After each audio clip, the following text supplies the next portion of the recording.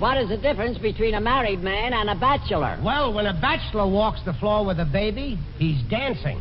Correct. Pay that man $8. What is worse than raining cats and dogs? Hailing taxicabs. Correct. Pay that man $9 because... It pays to be ignorant. As living proof to all you servicemen and women listening in over there that it does pay to be ignorant, here's another half hour with radio's biggest collection of zanies, the incomparable wits, George Shelton, Lulu McConnell, and Harry McNaughton, our doctor of music, Nat Novick, and the man who sticks his neck out every time at this week, or every week at this time, our moderator, Tom Howard.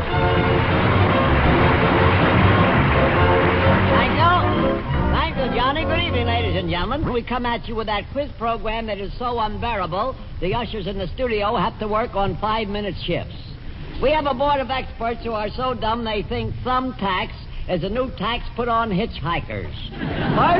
First, we have the celebrated author, Mr. Harry McNaughton, who has just written a new book entitled How to Take Names Out of Hotel Towels, or You Can Take It With You. But here he is, Mr. Harry McNaughton. Thank you. I have a poem, Mr. Howard. All right. There once was a fellow named Fraser who watched the moths chew up his blazer. He went into a trance when they chewed up his pants and then used his shorts as a chaser. I said, you know that he couldn't go outside for a week? All right. Next, we have a woman who the day she was born, the stork had to make 3 trips. Her parents refused to accept her the first 2 times. A woman with a winning smile but a losing face. Here she is, Miss Washout of 1945, Miss Lolo McConnell. You know, Mr. Howard, my old man had a birthday last week, and I baked him a lovely cake. Uh-huh. Did you put any candles on it? Yes, I did. But you know, a funny thing happened. When I took the cake out of the oven, all the candles had melted. I Never seen such a mess. see. Yeah. Your old man or the cake? Yeah. All right, let's get on here. Next, we have a man who is so cheap that when he weighs himself, he slaps the weighing machine to see if he'll get his penny back. A man who, when he wears a flower in his buttonhole, looks like a well-kept cemetery. Here he is, Mr. George Shelton. You know, I was up to see my Uncle Webb put on the farm in Maine last week. Boy, the old gent looks fine. Oh, that's nice. Did you have a good time? Oh, I had a swell time. I helped him tear down one of his windmills. You see, he had 2 of them up there. Well, why did he tear one down? Well, there wasn't enough wind up there to keep both of them going. I No use wasting wind power. No. You're wasting it right now. Well, Let's get on here. You know, everything's rationed these days, Yeah, even the wind. I mean... All right, Mr. McNaughton. Well, folks, you've just met the experts, so kindly keep your opinions to yourself. Here is the first question. Listen closely, see if we can get it. It's a very easy question. We should have no trouble with it. Yes. Here it is. How many hours will a man work if he works an 8-hour day? I'd like to hear that question again, Mr. Howard. All right. How many hours does a man work in an 8-hour day? Since when have they had 8-hour days? That's right. I always thought there were 24 hours in a day. Why, certainly. But I didn't ask you how many hours there were in a 24-hour day. I asked you how many hours does a man work in an 8-hour day? Oh, I see. What's the man's name, Mr. Howard? I don't know. Where does he live? I don't know. Do you know where he works? No. You know anything about the man at all? All Don't right. know his name, where he lives, or Yeah. where he works. All right. What do you know? I know you're a screwball. Oh, yeah, somebody told you that. All right. How many hours does a man work in an 8-hour day? The question is about jobs. My old man's got a new job now. He's a window washer. Oh, window washer. You mean he hangs out of windows and washes them? Yeah. Does he enjoy that sort of thing? Well, it keeps him off the streets. Wait a minute. How long does it take him to wash the windows, Miss McConnell? That all depends What do you mean, it all depends? on what's going on inside the window. Oh, my God. You know, I used to hang awnings, but I quit. Well, why did you quit? I found out it was a shady business. Ain't that all? Please, cut out those corny gags. You know, I wish my brother-in-law would get a job. I mean, he loses more jobs. Yeah, what's the matter with him? Well, he just won't work any week with a Friday in it. Uh-huh. Suspicious, huh? No, a bum. A bum, all right. Before I was married, I worked in a factory stuffing pillows, but I got fired. Uh-huh. By the looks of you, you're still stuffing one. Tell me, did you like stuffing pillows? No. Every day I went to work, I always got down in the mouth. You got that on.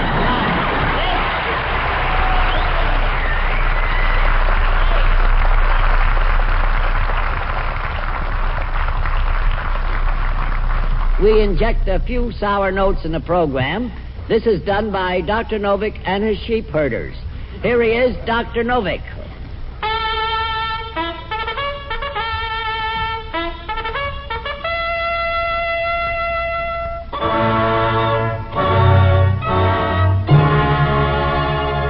This might be all right.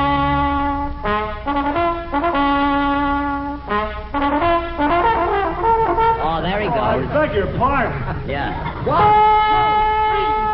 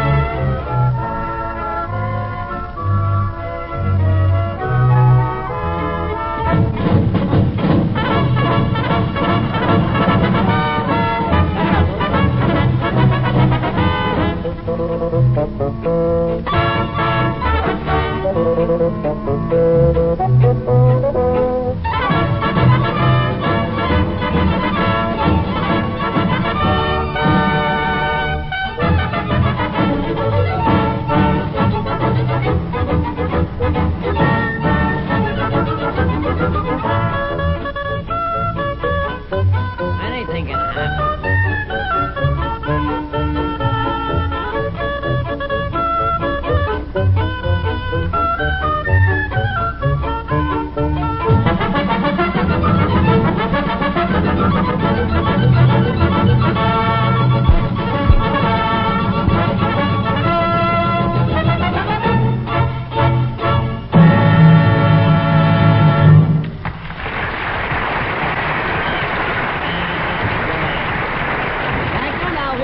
Question, I might add, it's a very easy one. Here it is. What date of the month does July 4th fall on this year? He calls that easy. What's easy about it? Well, what's hard about it? One question at a time, please. All right. Miss McDonald. Miss McDonald, do you know anything about your country? No, Mr. Howard. You see, I live in the city. You live in the city. All right. Every American should know the answer to the question. It's a national holiday. Will you repeat the question, Mr. Howard? What date of the month does July 4th fall on this year? Boy, my brother-in-law should be good on that kind of a question. Yeah. Why do you know he even knows the day he's going to die? He does? How does he know? The judge told him. Please, on July the 4th, we celebrate our independence. Not me. What do you mean, not you? I'm still married. You're still married. Look, George Washington fought and won our independence. Yes, and my mother-in-law took it away. I'm not interested, Mr. Howard, is it true that George Washington never told a lie? That's right. He was an honest man. He was an honest man. Well, then how come they closed the banks on his birthday? I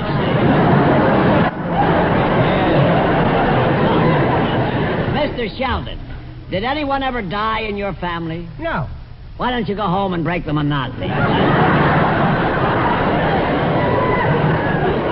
Mr. McNaughton, don't you know what date of the month July 4th falls on this year? Well, Mr. Howard, what date of the month did it fall on last year? All right, I'll help you out. Yeah. Pay attention. Yes. It fell between July 3rd and July 5th. Thank you. Thank you so much. Carry on. Carry on. Say, is that the day the Pilgrims landed on Plymouth Rock? No, that was Labor Day. That was After listening to you three defendants, it's a pity the rock didn't land on the Pilgrims. Now, let's get on here. What day of the month does 4th of July fall on this year?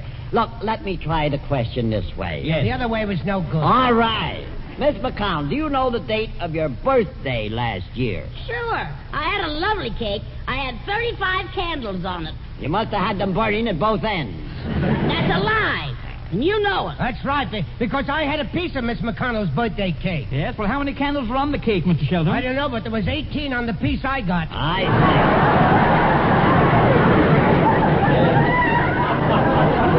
Miss McConnell, what day were you born on, please? What day? What day? Oh, let me see. What day? Well, was it Thursday? No. No, it wasn't Thursday. No. No, I'm sure it wasn't Thursday. What makes you so sure it wasn't Thursday? I'm never home on Thursday. Ah, Johnny.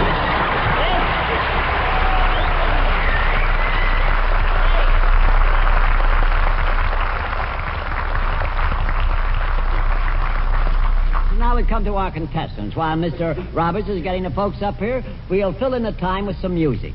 We have an orchestra whose members just play anything that they happen to think of without telling the other members. So, it sounds like this. Listen, Dr. Novick. Only one member in the orchestra?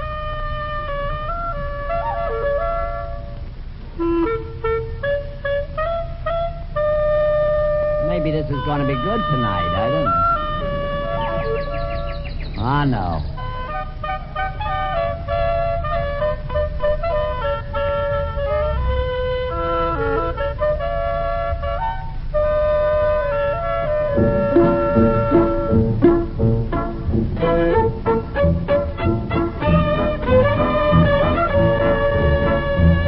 You know, they might have been taking lessons.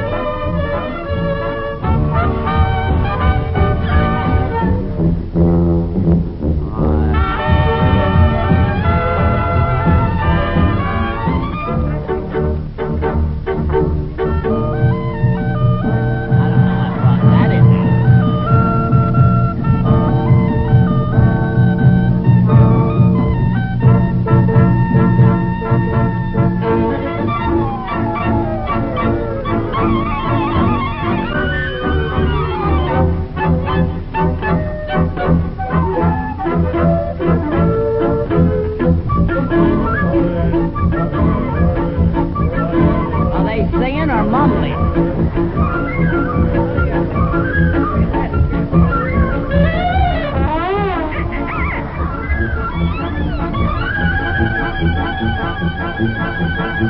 The violins are stuck.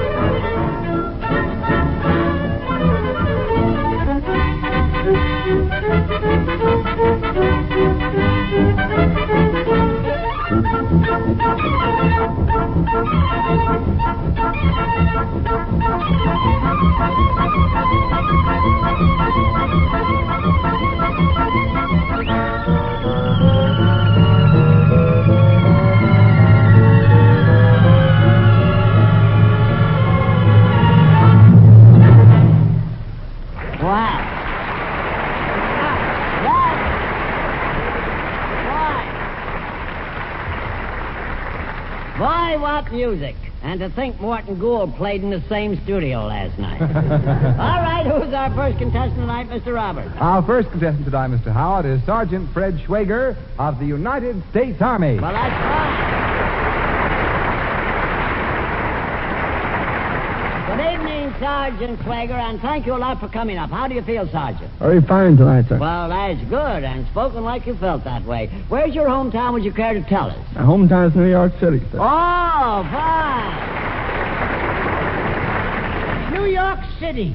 Well, throw me in a laundry wagon and call me breathless. All right. I used to work in this town. How many jobs have you had? Yeah, I was an upholsterer in a restaurant. You were an upholsterer in a restaurant? I used to stuff turkeys. All right. Never mind. Well, you got an awful call. Pay no attention, Mr. Sergeant. I suppose you're very glad to be home. Yes, sir. I bet you are. Are you having a good time? Very good. Good. I say, you know, Sergeant, I have a dog in the service. Is that right? Yes. He was a bark private when he started. A bark private. But now he's a lieutenant kennel. A lieutenant.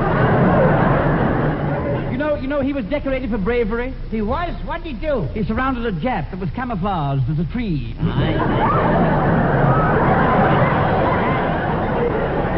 Mr. McNaughton, you certainly abused the privilege of being alive. Thank you. I hope they're not annoying you, Sergeant. And I might say we are indeed very, very glad to have you with us this evening. Yeah, we sure are. Well, what's your first name, honey? Never mind. What?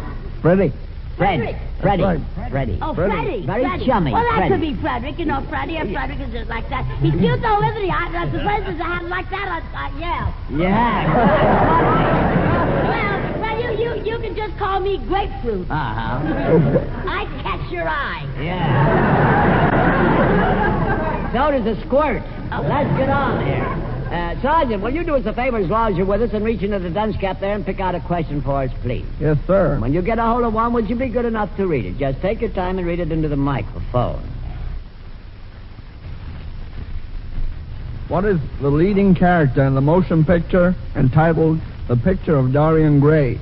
Very good. What is the name of the leading character in the motion picture entitled The Picture of Dorian Gray?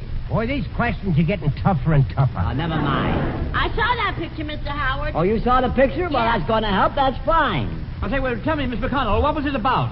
Well, it was all about this young fella. Yes. Oh, boy, was he a handsome hunk of man. All right.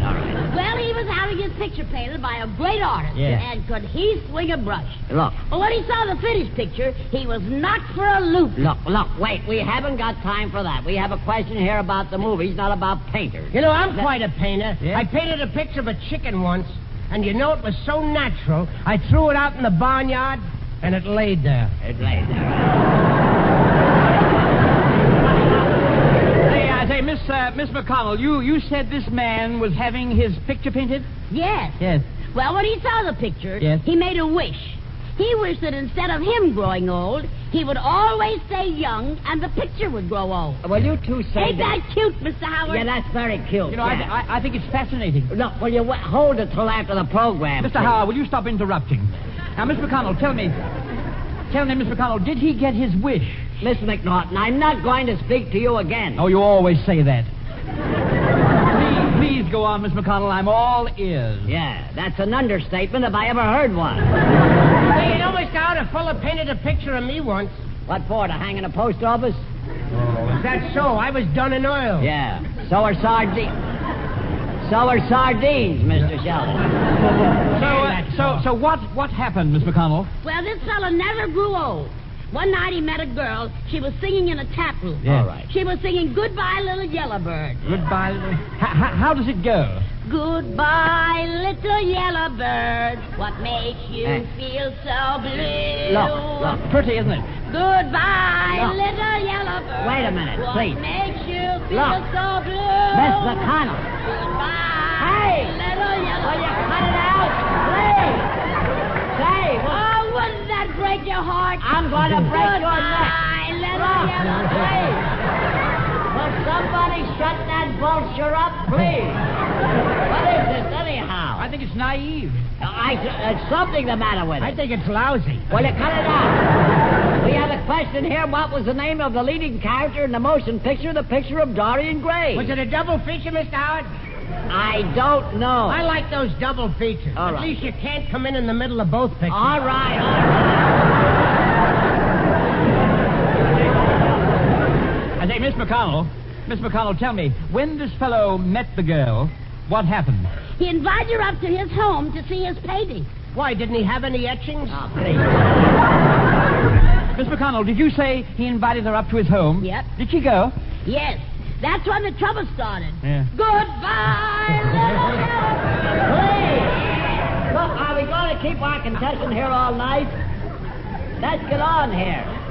Well, it's all right with me. All- He ain't so bad. All right, please. Let's get on with the So, question. you know, Mr. Howard, I have a painting in the museum right now. Oh, never Hangs mind. right near the door. You have a painting in the museum? Yeah. What's the name of it? No smoking. You know, sir. I thought I so. say, Miss McConnell, tell me, what happened after the girl went to this fellow's house? Ain't this You awful? see, he was in love with her. Yes. So his friend told him to invite the girl to stay. Oh, goodbye, little yellow bird. Johnny, will you Makes cut it you out? feel so blue. Will you step in here before Goodbye. Miss McConnell, please. You're interrupting Johnny. Step in here, Johnny, and give our good friend here $25 for his question. Yes, Mr. Howard.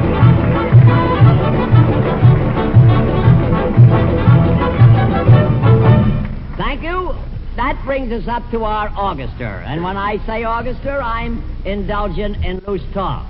Here he is, Dr. Novick and his blockbusters. Dr. Novick. Yeah.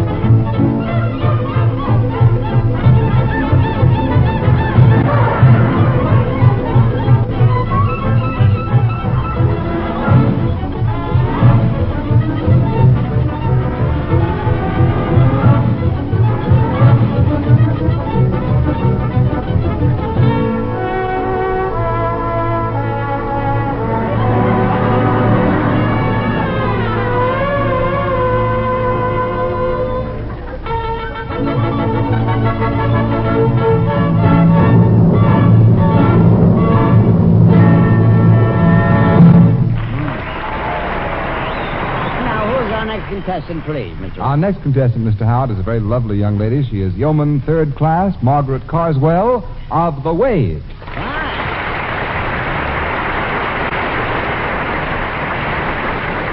Good evening, Miss Carswell, and thank you also for coming up here. How are you this evening? Oh, very fine, sir. Well, that's nice. I'm very glad to hear it. Where's your hometown? Would you care to tell us? Norwood, Pennsylvania. Oh, Norwood, Pennsylvania. Oh. That's quite a nice place. That's out near Chester or Media or someplace, isn't it? That's right. Springfield is near there, is it? Oh, quite close. I see. I've been out there. It's a beautiful place. Nice. No, I knew a girl used to live out in that town, Mr. Howard.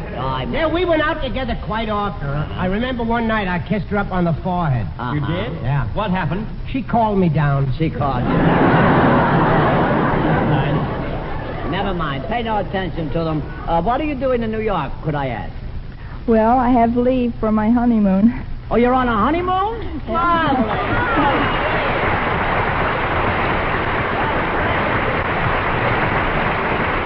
Goodbye, little yellow boy.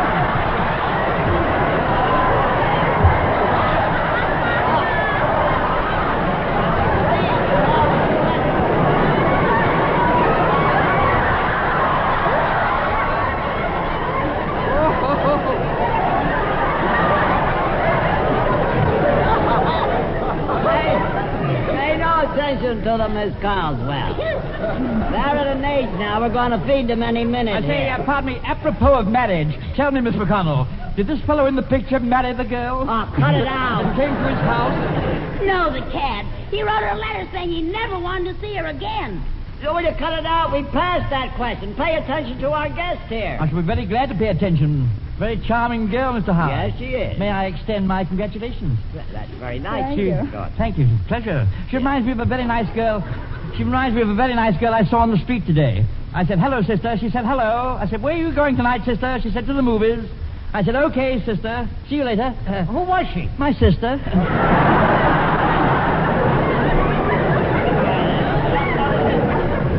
What did you do before you went into service, Miss Carswell? I worked in a defense plant. Oh, doing your bit in the defense plant. Well, that certainly is marvelous. How long have you been in the service? 11 months. 11 months. My, that's marvelous. Is your husband here with you this evening? Yes, he is. Good luck to him. I'm sorry, I'd like to interview him, too, but we really are a little pressed for time. So I'm going to ask you to do us a favor and reach into the dunce cap there and pick out a question for us, if you will. Just pick out the question, and we'd be very happy if you'd read it right into the microphone, please. How long have a couple been married when they celebrate their 25th wedding anniversary? Well, that's funny. You'd think that was the plan, wouldn't you? How long have a couple been married when they celebrate their 25th wedding anniversary? Where were they married, Mr. Howard? Immaterial. Immaterial. Beautiful place, eh? Been there many times. Was it a church wedding, Mr. Howard? I don't know if it was a church wedding or not. I don't know, Miss McConnell. What's their name? I don't know their name. Well, come back when you get Get some more information. dough. All right. What is it, double talk over there? I don't know. Mr. Sheldon, how did you get to be such a dope? Long-range planning. I see. The question is, how long have a couple been married when they celebrate their 25th wedding anniversary? You know, my uncle wants to get married, but I don't think he should. No. Mr. Howard, should a father of 50 get married again? No, that's enough children for any man. Let's get on. Miss McConnell, after the fellow in the picture wrote the girl the letter, what did the girl do? She killed herself. Oh, dear, how dreadful. Yeah. Then this painting of this fellow started to get old looking. It kept getting older and older. And he still kept young. Yeah. Yes. And everything he did that was wrong showed up in the picture. He hated to look at the picture. Now, please, cut it out. He finally got so mad at his painting that he killed the artist that painted it. Oh, please go on, Miss McConnell. I'm enjoying every minute of it. You're enjoying the murder, yeah. Will you stop, Miss McNaughton? Why don't you go see the picture? Oh, it's much cheaper this way. Will you answer the question? Well, I did answer the question. You said, why don't you go to see the picture? And I said it was cheaper this way. But that is not the question. Well, what was the The question? question is, what is the name of the leading character in the picture of Dorian Gray? That was the fellow's name in the picture I saw. Yeah. What a coincidence. Oh, yeah. Goodbye, Cut it out, little please. Stop That was not the question. But you said it was. Make up your mind, will you? How long have a couple been married when they celebrate their 25th wedding anniversary? You know, I could have married a very wealthy girl, but I couldn't get along with her family. Now, how come? Her husband didn't like me. Say, Miss McConnell, you say the fellow killed the artist that painted his picture? Yep. Then he had to get rid of the body. Well, how did he do that? Well, he got a friend of his that was a scientist. Yes. Will you two please shut up? Just a minute till we get rid of the body. Will you answer the question first? Let's get rid of the body first. Oh, now what is I mean, this? we don't want a body lying around, you know. Please, we have a question here about marriage. Well, you can say what you want about married life, but after 20 years of married life, I'm still in love. Oh, really? Yeah. And if my old man ever finds it out, goodbye.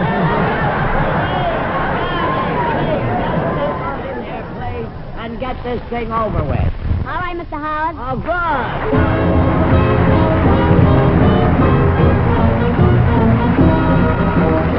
Well, and that's it, folks. Another half hour wasted. If you feel like wasting another one next week, we'll be right back here again. Try and be with us. We'd love to have you listen. Here is our sweet singer of sweet songs to tell you what we mean when we say... It pays to be ignorant, to be dumb, to be dead, to be ignorant. It pays to be ignorant just like me. I took my girl to dinner. We had a wonderful feed where I had to give my girl the check because I couldn't read. For the record, that's all. Be with us again next week and hear it proven again by Tom Howard, Lulu McConnell, George Shelton, and Harry McNaughton that it pays to be ignorant.